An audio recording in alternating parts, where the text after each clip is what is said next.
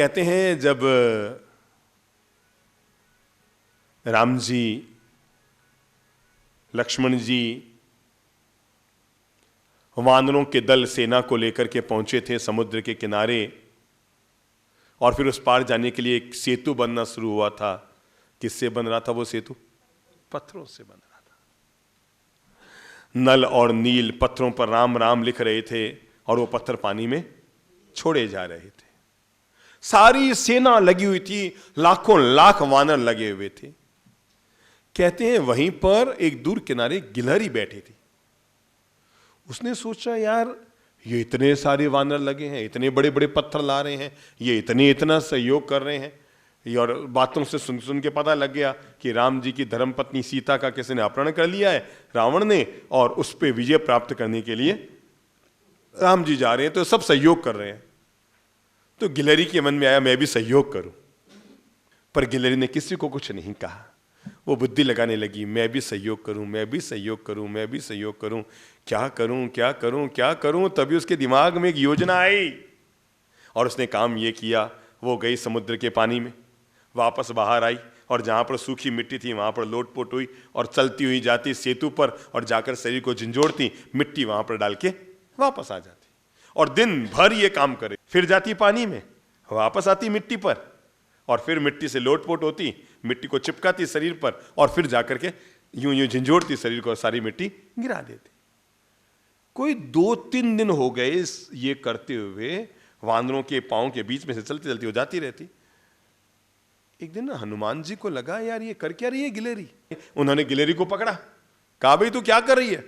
उसने कहा जो तुम कर रहे हो वही मैं कर रही हूं, कि हम सब तो सेतु बना रहे हैं। तो उसने कहा मैं भी सेतु बना रही हूं। हनुमान जी ने कहा कि हम सब तो बड़े बड़े पत्थर ले जा रहे हैं, तुम क्या कर रहे हो। उसने कहा मैं मिट्टी ले जा रही हूं। पास में भगवान श्री राम विराजमान थे। जब हनुमान और गिलहरी की बहस वो सुन रहे थे तो राम जी ने गिलहरी को अपने हाथ में लिया। हनुमान ने बड़े प्यार से वो गिलहरी राम जी के हाथ में दी। गिलहरी इतनी कृतकृत्य हो गई, कितनी आत्मविभोर हो गई, इतनी अंतर्मन से प्रसन्न हो गई, इतनी भाव विवल हो गई।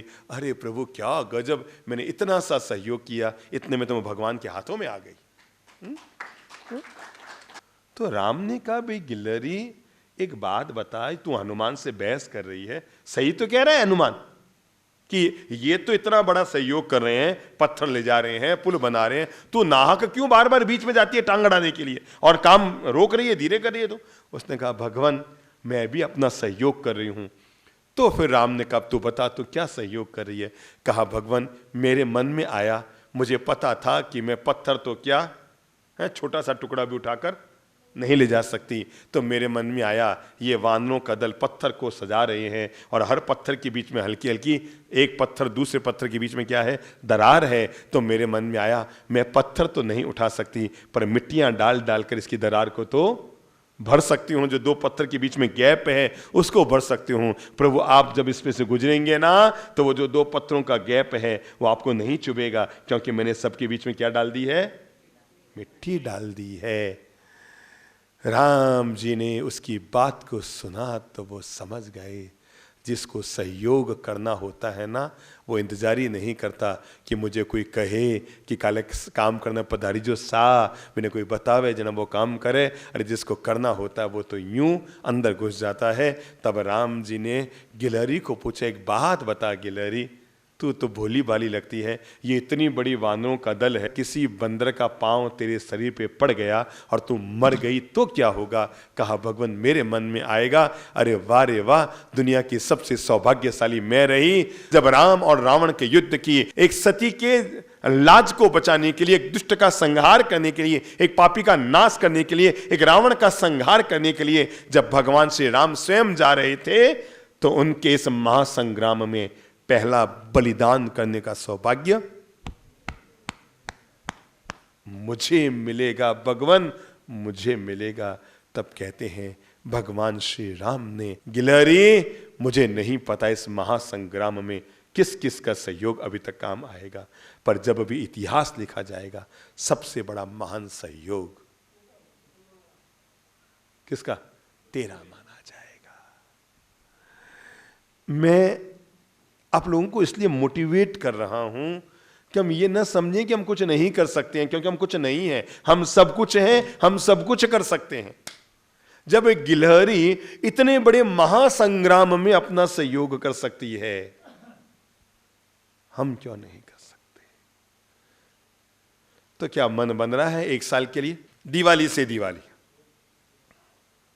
क्या हम क्या करेंगे? दूसरों का सहयोग करेंगे। जिसे भगवान ने धर्म दिया है, दान का धर्म, जीवन में जोड़ने के लिए मैं दूसरा धर्म जो आपको बता रहा हूं वो है नैतिकता का धर्म, निर्मलता का धर्म, पवित्रता का धर्म, जिसको भगवान ने दान के बाद दूसरा मानवता के लिए धर्म दिया है, और वो है शील का धर्म। हर इंसान को बहुत निर्मल पवित्र जीवन जीना चाहिए, शीलवान बनकर जीना चाहिए। जितना जरूरी है कि इंसान प्रज्ञावान हो, उतना ही जरूरी है कि इंसान शीलवान हो। क्योंकि किसी भी इंसान के जीवन का धन वो नहीं होता जो तिजोरी में होता है, इंसान का धन वो होता है जो उसके जीवन में होता है। और शील से बढ़कर दुनिया में क्या धन हो सकता है? इसलिए हर इंसान को अपने जीवन में ये दूसरा मंत्र जोड़कर रखना चाहिए, मैं बहुत नैतिक और पवित्र जीवन जीऊंगा। सोचो भाई, एक कंवारा लड़का सड़क पे चल रहा है और सामने कोई सुंदर महिला या लड़की आ रही है और उसमें नजर डालता है, तो हो सकता है भाई कंवारा है, मन थोड़ा सा उचट रहा है। पर एक शादीशुदा आदमी जिसके 2 टाबर हैं, घर में खुद की बीवी है, और वो भी अगर सड़क पर चलते हुए अपने मन को गंदा कर रहा है, तो इससे बड़ा पाप और क्या होगा बताओ? धर्म पत्नी है, बच्चे हैं, परिवार है, जिंदगी बसी हुई है, और इसके बाद भी अगर वो सड़क पर चलते हुए गलत नजर डालता है, तो बताओ महापाप है कि नहीं? भगवान ने इसलिए हमें जीवन का मार्ग दिया कि हर व्यक्ति को शीलवान जीना चाहिए। प्रज्ञावान होना जितना जरूरी है, उसके साथ साथ व्यक्ति को चरित्रवान, व्यक्ति को संयमवान, व्यक्ति को शीलवान होना बहुत जरूरी है। हमारे नैतिक मूल्य, हमारे जीवन मूल्य बहुत निर्मल रहने चाहिए। कभी हाथ से धन चला जाए तो समझना कुछ नहीं गया, दोबारा कमा लेंगे। अगर 100 रुपये डूब गए तो कोई बात नहीं, दोबारा कमा लेंगे। एक आदमी सुबह सुबह उठा, जेब में हाथ डाला तो देखा उसका 100 का नोट गायब था। वो याद करने लगा, यार मेरा 100 का नोट गया कहाँ? कल मैंने दुकान से निकला था, मैंने 100 रुपये जेब में डाले थे, गए कहाँ? फिर उसे याद आया, यार मैं बगीचे में गया था, कहीं वहां गिर तो नहीं गया? वो बगीचे में गया, सब लोगों को पूछा, भैया यहाँ पर कल 100 का नोट देखा? इन लोगों ने नहीं भैया, हमने किसी ने नहीं देखा। अचानक उसे याद आया, अरे हाँ, मैं इससे पहले शराब की दुकान में भी गया था। तो शराब की दुकान में गया, जाकर उसको पूछा, भैया कल मैं आया था? कि हाँ आया था। तो कल मैंने शराब ली थी? कि हाँ ली थी। कि मैंने कितने रुपए दिए? कि 100 रुपये दिए। ओ मतलब ठीक है, फिर ठीक है, मतलब मैंने तुमको दिए थे 100 रुपये, मुझे लगा यार मैं बगीचे में गिरा दिया, कोई बात नहीं, मैंने तुमको ही दिए 100 रुपये। पास में ही प्रज्ञावान आदमी खड़ा था, उसने कहा, भैया बगीचे में भूल जाते तो ज्यादा अच्छा होता, कम से कम बुद्धि तो नहीं भूलते हैं। समझ गए ना? अगर तुमने 100 रुपये बगीचे में भूल गया होता तो ज्यादा अच्छा होता, कम से कम बुद्धि हाथ से नहीं जाती। तूने 100 रुपये वहां लगा दिए जहां रुपये भी गए और तेरी बुद्धि भी चली गई। मैं इसीलिए आप लोगों को मोटिवेट करते हुए जीवन का दूसरा पाठ दे रहा हूं। हर किसी व्यक्ति को अपने जीवन में नैतिक मूल्यों के प्रति बहुत निर्मल रहना चाहिए, अपने मन को बहुत साफ सुथरा निर्मल रखना चाहिए। याद रखना, मन जितना गंदा होगा ना, हमें अपने आप को निर्मल करने के लिए उतनी ही ज्यादा साधना करनी पड़ेगी। अच्छा बताओ, आपको रबड़ी बनानी है और दूध में जितना ज्यादा पानी होगा उतना ही उसे ज्यादा उबालना पड़ेगा ना? क्या करना पड़ेगा? अब आदमी सोचता है मैं एक काम करूं, मैं 5 किलो की बजाय 10 किलो दूध की बनाऊंगा, 5 किलो पानी टिका दूं। पर मैं आपको कैसे बताऊं, जितना दूध में ज्यादा पानी होगा, रबड़ी बनने के लिए उसको उतना ही उबालना पड़ेगा। मन में जितना मैल रखोगे, आज नहीं तो कल, कल नहीं तो परसों, परसों नहीं तो तरसों, उसको धोने के लिए उतनी ही ज्यादा साबुन का इस्तेमाल करना पड़ेगा। तो मन बना लो आज से, मैं जीवन को बहुत नैतिकता से जीऊंगा। मन को निर्मल करना, मन को पवित्र करना, मन को शांत करना, मन को साधना, ये जीवन की सबसे बड़ी साधना है।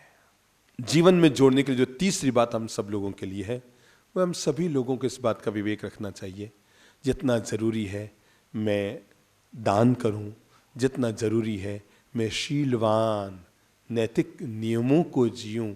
हमारे यहाँ तो शीलवान पर कितनी महान महान घटनाएं हैं कि जहाँ पर विजय सेठ विजया सेठानी जैसी घटनाएं कि जब पता लगा कि उनमें से एक ने शादी के पहले शुक्ल पक्ष में शील व्रत का नियम लिया, दूसरे ने कृष्ण पक्ष का लिया था, तो आजीवन शादी करके भी शील धर्मों को जी गए।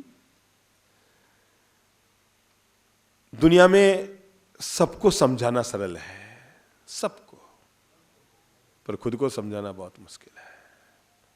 मैं 6 घंटा आपको लेक्चर दे सकता हूं, हाँ आराम से, पर जब बारी खुद पर आती है ना, बोलने की बारी हो तो आदमी बड़ा जांबाज होता है, पर जीने की बारी हो तो आदमी ठंडा पड़ जाता है।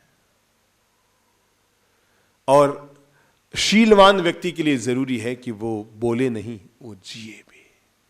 और हम लोगों को तीसरा धर्म निभाना चाहिए, उसको भगवान ने कहा है तप का धर्म, यानी त्याग का धर्म। कौन सा धर्म? त्याग का धर्म। मैं जब 60 साल का हो जाऊंगा, मैं उसके बाद अपने जीवन में ऐसे ऐसे ऐसे ऐसे नियम का पालन करूंगा। याद रखना, अमेरिका धन में आगे है और हमारा भारत धर्म में आगे है।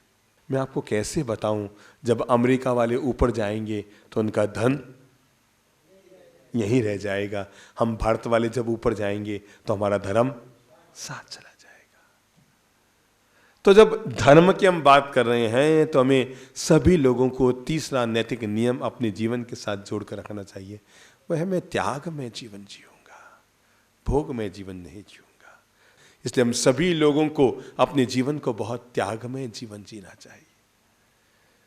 जैसे आप ब्याह शादियों में जाते हैं, आजकल तो खूब सारे आइटम होते हैं शादियों में, मतलब 30-30, 40-40, 35-35, 50-50 आइटम होते हैं।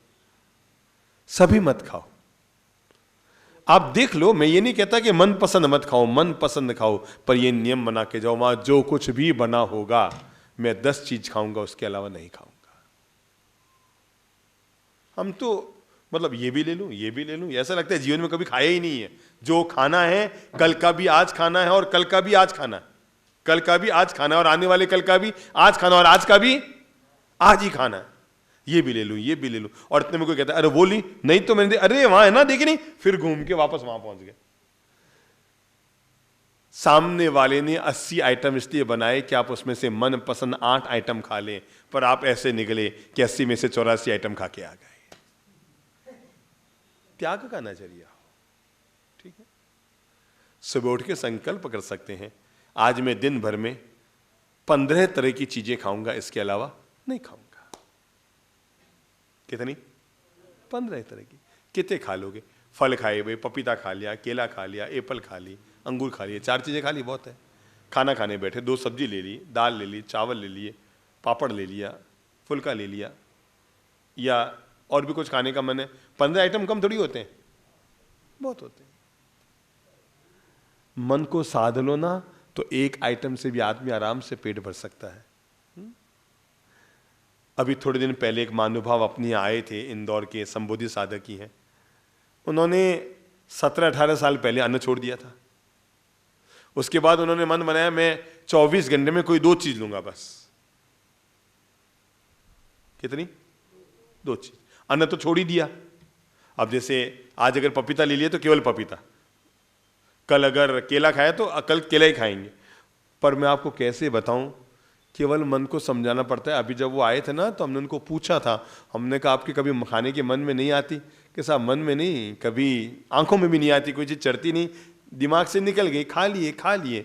खाने से तृप्ति नहीं आई, चीज़ें तो हमने सब खाई, पर आदमी क्या तृप्त होता है कि ये भी खा लूँ, वो भी खा लूँ, वो भी खा लूँ। थाली में बैठे ना, सामने वाले ने 15 आइटम रखे हैं, कचौली भी रखी है, पकौड़ी भी रखी है, और समोसा भी रखा है, और 3 तरह की मिठाई भी रखी है। उसने इसलिए नहीं रखी कि तुम सब खाओ, वो तो सोच भी नहीं सकता कि तुम सब खाओगे। उसने किस लिए रखा है? इसमें से जो तुम्हारी पसंद का हो खाओ, वापस हमें लौटा दो। जैसे आप आजकल पता है, पहले जब घरों में मिलने जाते थे ना, दिवाली के बाद, होली के बाद, रामा सामा करने के लिए, तो लोग चाय, सिकंजी, शरबत ये पिलाते थे। अब ये सब जमाना गया, लोग वो एक रखे भी रखते हैं, काजू, बादाम, किशमिश, ये सब रखते हैं ना, वो एक डिब्बी में है, पिस्ता। तो जो भी आता है उनको सामने ऐसे रखते हैं। अच्छा, लोगों को पता है कि ये केवल दिखाने में काम आता है, खिलाने में काम नहीं आता है। समझ लो अगर लोग मुट्ठी भर भर के लेना शुरू कर देंगे तो अगली बार डिब्बी रखेगा क्या? वो पता कहेगा रख मत, ये तो खाता भी है। मतलब भाई देखने वाले चाहिए जो उसमें से ऐसे निकालते हैं, एक काजू यूं, है ना, ऐसे ही निकालते हैं ना। अच्छा, वो होता है कि वो सामने और बैठा है, अब वो इधर उधर खिसके तो आप मुट्ठी भर के अंदर डालो, अब वो सामने बैठा है तो एक दो काजू से ज्यादा, एक दो किशमिश से ज्यादा, एक दो बादाम तो वैसे भी खाते ही नहीं है, बच्चों को पता नहीं है, तो काजू किशमिश निकालते हैं। एक पीस निकाला। हम एक काफी मतलब मध्यम वर्ग से नीचे घर था, मतलब उनके पति केवल 4-5 हज़ार रुपया महीना कमाते। हम उनके घर गए, हमने देखा उनके घर पर भी यही सब चीजें। मैंने कहा बहन जी आपके यहाँ भी? अरे बाप जी चाय से भी सस्ता पड़ता है ये। क्यों भाई? सामने वाला एक काजू लेगा, एक किशमिश लेगा, एक बादाम लेगा, 5 रुपए में छुट्टी होगी। तो मैं फिर आपको बताना चाह रहा हूं कि सामने वाले ने उसमें भर के रखे हैं, तो उसने ये नहीं कहा कि तुम सब खा लो, उन्होंने कहा इसमें जो तुम्हें पसंद हो वो चीज खा लो। त्याग का नजरिया होना चाहिए। भोजन करने बैठे ना, तो एक बहुत प्यारी तपस्या, आप सोच नहीं सकते, हमारे ज्ञानी जनों ने इतनी महान हमें एक तपस्या दी है, उसका नाम है उनोदरी तप। ऊन यानी न्यून, न्यून यानी कम, उदरी यानी उदर, उदर यानी पेट। तो कहते हैं भूख से कम खाना। ये उपवास से भी बड़ी तपस्या हो। अब सामने मनपसंद सब्जी है, मनपसंद मिठाइयां हैं, मनपसंद नमकीन है, अब कोई कहे भूख से क्या खाओ? कम खाओ। उसने मन बनाया डबल खाओ और अपन कहते हैं कम खाओ। तो उपवास से भी दूरी है, मतलब कोई ज्यादा आराम की तपस्या नहीं है। पर रोग से मुक्त होने के लिए, बीमारी से बचने के लिए दुनिया की सबसे महान तपस्या है, और वो उनोदरी, कि अगर तुम्हारी भूख 4 रोटी की है तो तुम 3 खाओ, 3 की है तो 2 खाओ, 2 की है तो 1 खाओ, 1 की है तो आधी खाओ, आधी की है तो गम खाओ। त्याग का नजरिया होना चाहिए, ठीक है ना? क्या होना चाहिए? त्याग का नजरिया होना चाहिए। आप देखते होंगे ना अभी कितनी महान महान दीक्षाएं हो रही है ना? बाकी सब छोड़ दो, जैन धर्म में भी आप देखें, भगवान महावीर की परंपरा में 10-10 हजार करोड़ रुपए छोड़कर लोग संत बन रहे हैं। 5-5 करोड़ की नौकरी छोड़कर, कितनी? 5-5 करोड़ की नौकरी छोड़कर, जिनके 5-5 करोड़ का वार्षिक जॉब चल रहा है विदेशों में, 1 मिनट में छोड़कर लोग संत बन रहे हैं। क्योंकि उन्हें पता लग गया जो सुख भोगने में है उससे लाख गुना सुख त्यागने में है। रसगुल्ला खाकर जो सुख मिलता है ना, उससे ज्यादा सुख मिलता है किसी के उपवास है, वो नहीं खा रहा है, उसको ज्यादा सुख मिलता है। इसलिए ज्ञानी जनों ने कहा है, एक सामान्य व्यक्ति संसार के सुखों को भोगते हुए भी उतना सुख नहीं पाता जितना एक साधक व्यक्ति अपने बालों को भी अपने हाथ से तोड़ते हुए सुख पाता है। कि उस साधक को पता है जो सुख भोगने में है उससे लाख गुना सुख त्यागने में। और चौथा कहूंगा, अच्छी सोच के साथ जियो, जिसको भगवान ने कहा है अच्छे भाव का। हमारे भाव हमेशा निर्मल लेना चाहिए। जैसे हमारे भाव होंगे वैसे ही हमारा भाव बनेगा। हमारी विचारधारा हमेशा निर्मल रहनी चाहिए, क्योंकि जैसे हमारा विचार होता है वैसा ही हमारा आचार बनेगा। जीवन को अच्छा बनाने के लिए जरूरी है हमारी सोच, हमारे विचार, हमारी भावनाएं हमेशा उत्तम होनी चाहिए। नियम बना लो, मैं कभी किसी से क्लेश नहीं करूंगा, झगड़े नहीं करूंगा, प्रेम से रहेंगे, मिठास रहेंगे। आप पति पत्नी भी है ना, पता नहीं, मुझे कई बार सुनता हूं ना, आके बताते हैं साहब हमारे बहुत तनाव हो गया है, हम अलग हो रहे हैं, तलाक ले रहे हैं, ये ले रहे हैं। मुझे लगता है यार जिंदगी कितनी छोटी सी है, यहाँ प्रेम करने को पूरा वक्त नहीं मिल रहा है, लोगों को झगड़ने का वक्त कहाँ से मिल जाता है। तो जब आपकी शादी हुई थी तो बेडरूम सजाया गया था। ऐसे 40-50 साल पहले भी बेडरूम सस्ता था क्या? फूल वगैरह लगाते थे क्या? हाँ भाई, उनको याद भी है अभी तक। ठीक है ना। तो फूलों की पंखुड़ियाँ लगाई गई होगी, फूलों की मालाएं लगाई गई होगी, इत्र छिड़के जाते हैं, पर पूरा रूम सजाया जाता है ना। क्या गजब होता है। शादी वाले दिन तो जिस रूम में फूलों की मालाएं, फूलों की पंखुड़ियाँ होती है, शादी के 5 साल बाद उसी रूम में झंडू बाम, लाल बाम, हरा बाम, सर दर्द की गोलियाँ। ओफो, सोचो ये सब आपके बेडरूम तक किसने डाली। वही 2 लोग थे 5 साल पहले, वही 2 लोग हैं 5 साल बाद, और वही 2 लोग हैं 25 साल बाद। लेकिन ये चीज जब आदमी की नेगेटिव हो जाती है तो दरारें आनी शुरू होती है। हम अपने जीवन में इन 4 सद्गुणों को अगर जोड़ लेते हैं, दान, शील, तप और निर्मल भाव, ये 4 चीज अगर हमारे जीवन के हिस्से बन जाते हैं, अगले साल के लिए हम ये संकल्प लें, मैं अपने जीवन में इन 4 चीजों को थोड़ा या ज्यादा जितना हो सकेगा मैं जीने की कोशिश करूं। और 5 तारीख को सुबह 6:30 बजे यहीं संबोधि धाम में हम लोग दीपावली और नव वर्ष की बड़ी महामांगलिक बहुत लाभकारी होती है। पूरा वर्ष हमारा सुखमय, सौभाग्यमय, आनंदमय, समृद्धिमय और निरोगी बना रहे, इस पवित्र भावना के साथ बड़ी महामांगलिक। तो दिवाली के अगले दिन यानी 5 तारीख को सुबह ठीक 6:30 बजे आप यहाँ पहुँच जाइएगा। लगभग 1.25 घंटे की होगी। दिवाली का मधुर मिलन, गुरुजनों का आशीर्वाद, वो चंदन का चूर्ण जो मंत्रित किया हुआ वो भी उस दिन हम देंगे, और बड़ी महामांगलिक अपन यहाँ संबोधि धाम में उस दिन स्वीकार करेंगे। सर्वे भवन्तु सुखिनः, सर्वे सन्तु निरामया, सर्वे भद्राणि पश्यन्तु मां कश्चित् दुःख भाग् भवेत्। उपसर्गाक्षयं यान्ति छिद्यन्ते विघ्नवल्लय, मनः प्रसन्नतामेति पूज्यमाने जिनेश्वरे। सर्वमङ्गलमाङ्गल्यं सर्वकल्याणकारणं प्रधानं सर्वधर्माणां जैनं जयतु शासनम्। ओम शांति शांति शांति।